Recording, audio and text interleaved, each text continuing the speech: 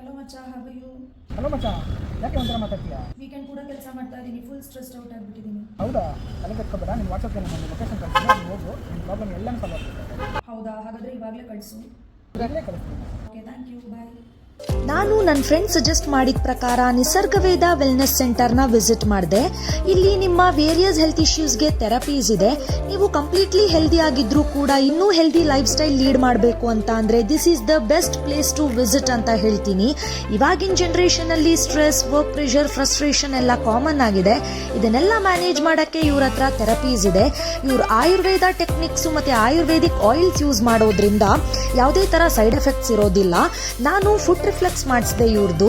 ಇದನ್ನು ಮಾಡಿಸೋದ್ರಿಂದ pain management ಮತ್ತು ಡೈಜೆಷನ್, ಸ್ಲೀಪ್ ಇಂಪ್ರೂವ್ ಎಲ್ಲ ಆಗುತ್ತೆ. ಆಲ್ಸೋ ಯು ಫೀಲ್ ರಿಲ್ಯಾಕ್ಸ್ಡ್ ಅಂತ ಹೇಳ್ಬೋದು. Also treat for insomnia, shoulder pain, back pain ಮತ್ತು ಡಿಟಾಕ್ಸಿಫಿಕೇಶನ್ ಕೂಡ ಮಾಡ್ತಾರೆ.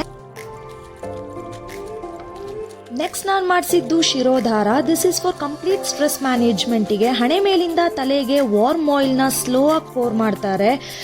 ಕಂಪ್ಲೀಟ್ ರಿಲೀಫ್ ಸಿಗುತ್ತೆ. ಲಾಸ್ಟಲ್ಲಿ ನಾನು ಸ್ಟೀಮ್ ಬಾತ್ ಮಾಡಿದೆ. ನಿಮ್ಮ ಹೋಲ್ ಬಾಡಿಗೆ ಸ್ಟೀಮ್ ಕೊಡ್ತಾರೆ. It's so refreshing and rejuvenating. So ನೀವು ಬನ್ನಿ, ವಿಸಿಟ್ ಮಾಡಿ. Your body will thank you.